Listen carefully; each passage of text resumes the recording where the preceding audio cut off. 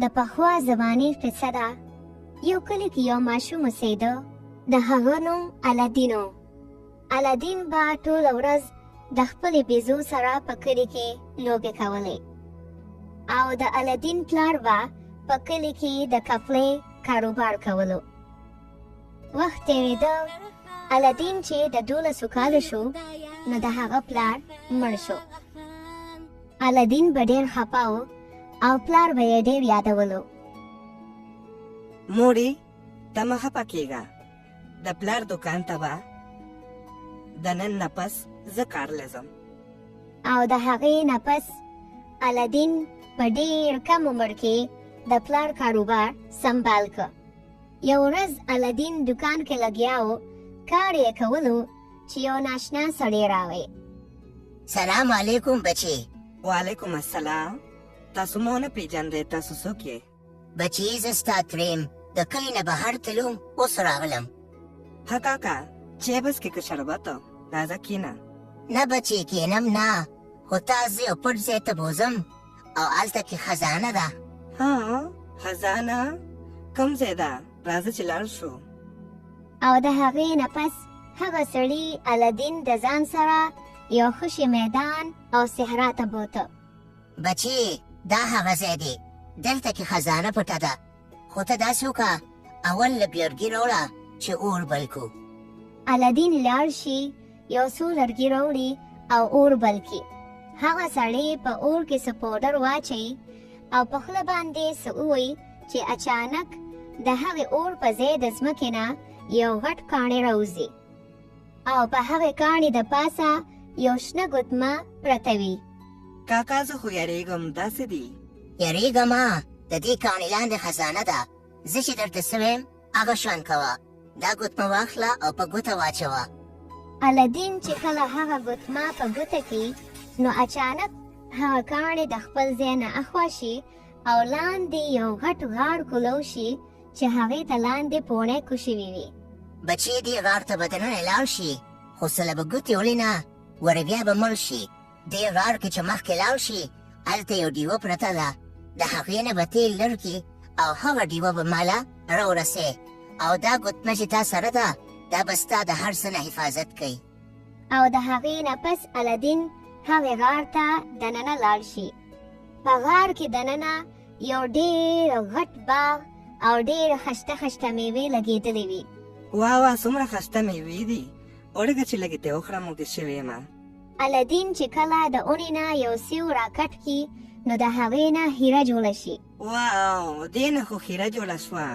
او د هغې نه پس الادین د هغې اونې نه یو میوه راکټ کوي، د هغې نه هیره جوړیږي او د دې ټولو هیرو نه یو بوړی ډکه کړي. الادین چې لږ مخکې لاړ شي نو هغه ته هغه ډیوه هم میلو شي. د هغې نه هغه تیل لړ کړي او هغه ډیوه هم د ځان سره کړي او واپس د غار طرف ته لاړ شي. خو د الادین سره د خیرو نه ډکه بوړی وي چې د هغې د وجې هغه واپس بره نشي ختې. او الادین هغه سړي ته آواز کړي چې ته هم لاندې راکوشه او دواړه به په شریکه دا هیرې او ډیوه به راوخیجو. سړی ورته وایي زه نشم درتلی، خو ما له صرف دا ډیوه راکه. خو الادین ورته وایي چې ما سره بوړی ده او زه بره نشم درختې، ډیوه نشم درکولی. سړی غوسه شي او کاڼی واپس د غار په خوله کېږدي او الادین دننه ګیر شي. دغسې 2 ورځې تېرې شي، الادین په غار کې ګیر وي او د وتو لار ورته نه میلاویږي. الادین ته اچانک هغه شنه ګوتمه رایاده شي چې هغې له ګوتې یوسي نو الادین سره د هیرو غیب شي او د خپل کور مخې ته پیدا شي. او چې مور یې الادین وویني نو هغه هم ډېره خوشحاله شي. الادینه بچی ته راغلي، زه خو تا پسې ډېره خفه ومه. بچي دې چېرته تللی وي؟ مورې ما ته یو سړي وي هلته خزانه ده، هغه سره تلومه، هغه بیا په غار کې بند کړو. داسې وې بچي، ته بیا څنګه ازاد شوې؟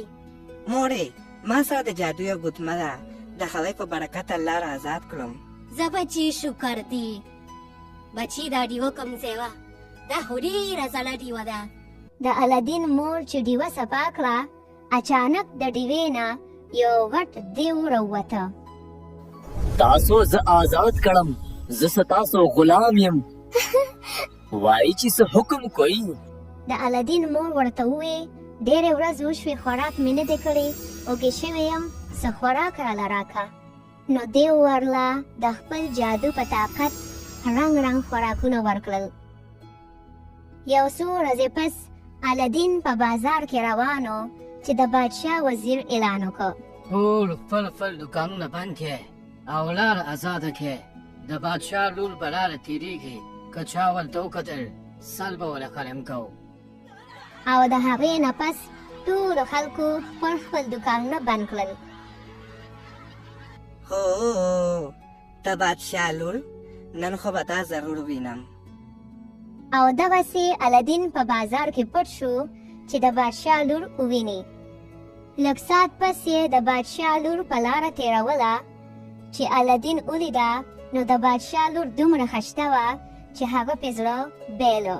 الدین په ټول عمر کې دومره خشته جینۍ نه وه لیدلی او په منډه د کور طرف ته لاړه. مورې ما د بادشاه لور لیده، سمه خشته وه. د بادشاه لور کوم ځای وه بچي؟ مور یې هلته بازار کې روانه وه، زما سمه خوښه شوه. زه به د بادشاه د لور سره اوس واده کوم. یاره بچي د بادشاه لور سره چېرته مونږ غریبانان او چېرته هغه د بادشاه لور. مور یې هغه کومې ښیرې چې مې راوړې وې د هغې نه یو څو ښیرې ورله یوسه او زما دپاره یې وغواړه. زه بچي ټیک دی، سبا به ورشم. او مور یې د شپې د هغه ښیرو نه یو څو ښیرې د ځان سره کړې او په سبا باندې د بادشاه محل ته لاړه. السلام علیکم. وعلیکم السلام. بادشاه سلامت، زه یو خبره کول غواړم خو یریږم. یریږه مه، وایه څه ویل غواړې؟ زما زوی ستا د لور سره واده کول غواړي. زه ستاسو د لور رشتې له راولم. چېرته زما لور او چېرته ستاسو زوی؟ دا نشي کېدی. او دې کپله کې در سره څه دي؟ ته راښکاره که. دا مې تاسو له په تحفه کې یو څو ښیرې راوړې دي.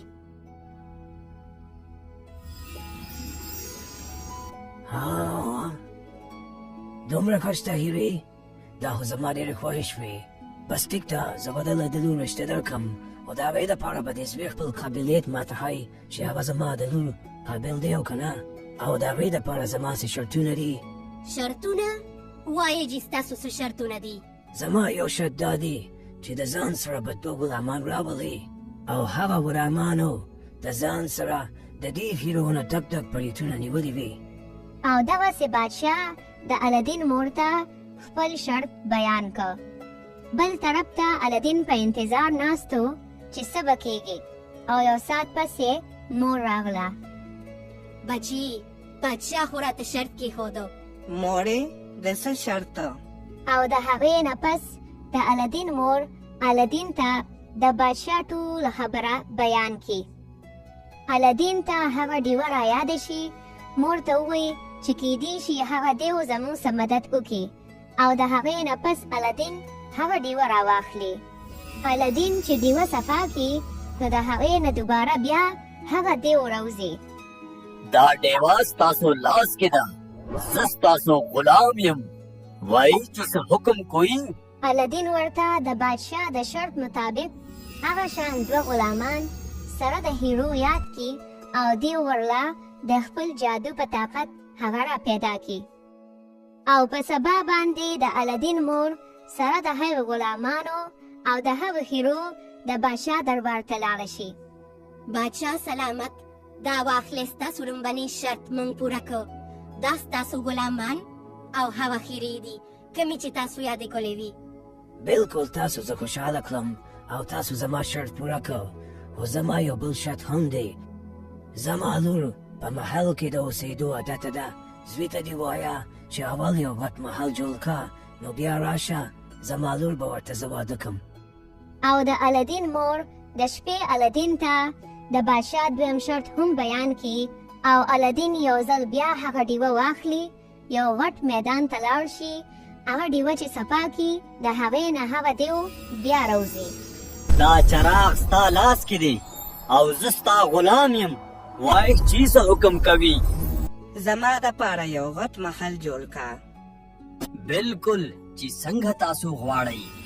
او یو ځل بیا دیو د الدین دپاره هغه شان غټ محل تیار کی او د هغې نه پس الدین له کپړې پیزار هم ډېر قیمتي ورکي. الدین ډېر زیات خوشحاله شي او د بادشاه دربار ته په خوشحالۍ لاړ شي. سلام بادشاه سلامت. وعلیکم السلام. زه ډېر خوشحاله شوم چې تا سره ملو شوم. بالکل بچی تا ما ته خپل قابلیت وښو او زما د لور قابلې اوس د واده تیاري کوه. زه تا د خپله لور درکوم. الدین ډېر زیات خوشحاله شي او د هغې نه پس د الدین او د بادشاه د لور واده وشي. الدین ډېر زیات مشهور شي. د هغه د دولت او د هغه د واده خبر په ټول کلي کې خور شي او دا خبر هغه دوکه‌باز سړي ته هم ورسي. زما په خیال چې هغه ډیوه الدین ته میلو شوې ده، ځکه چې دا هر څه دې بغیر د هغې نه نشي کولی او دا به زه د ده نه اوس واپس اخلم. ډیوې واخلې ډیوې، زړې ډیوې راوړې او نوې ډیوې واخلې. داسې به وکړم د الدین هغه زړه ډیوه به دله ورکړم او نه یې به ترې واخلم. الدین چې دا نوې ډیوه وویني ډېر به خوشحاله شي. او د الدین ښځه هغه ډیوه سړي سره بدله کړي او دغسې د الدین ډیوه هغه دوکه‌باز سړي ته ملو شي. دا ډیوه ستا لاس کې ده. اوس زه ستاسو غلام یم. وایه چې څه حکم کوې. داسې وکړه چې دا محل سره د بادشاه د لور د دې ځای نه غیب کا او چېرته لرې په صحرا کې یې پیدا کا چې هغه ځای چاته هم نه وي معلوم. او دیو د الدین محل سره د بادشاه د لور غیب کی او په صحرا کې چرته خوشي میدان کې پیدا کی.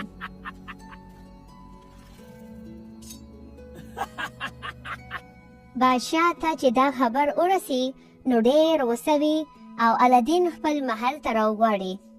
الدینه ستا د جادو د وجې نن زما لور غیبه ده. تا له 4 ورځې مهلت درکوم.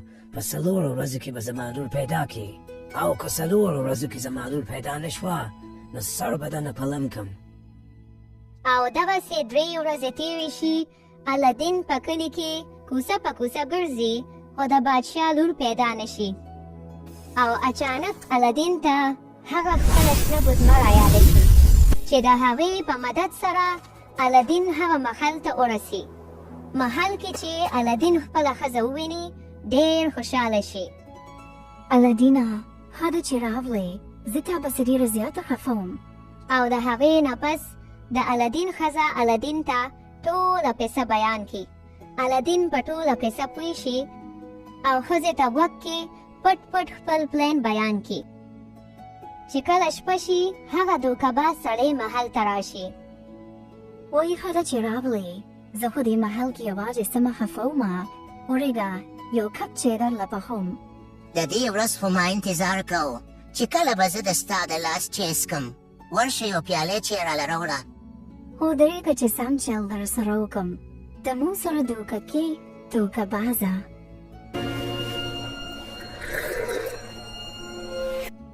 وایي په ما خو داسې سر ګرځي چې دا ولې وایي. او دغسې دا د الدین او د هغه د ښځې پلان وي.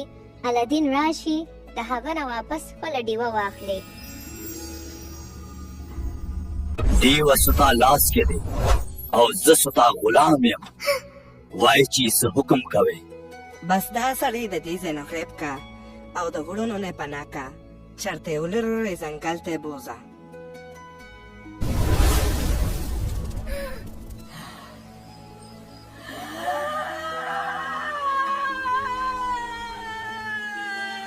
او د هغې نه پس هغه ډیوه الدین ته واپس ملو شي. الدین د خپلې ښځې او محل سره واپس خپل ځای ته لاړ شي او بادشاه چې خپله لور وویني او د الدین قابلیت نو ډېر متاثره شي. بچی زه اسم ډېر کمزوری یم او ته ډېر قابل یې.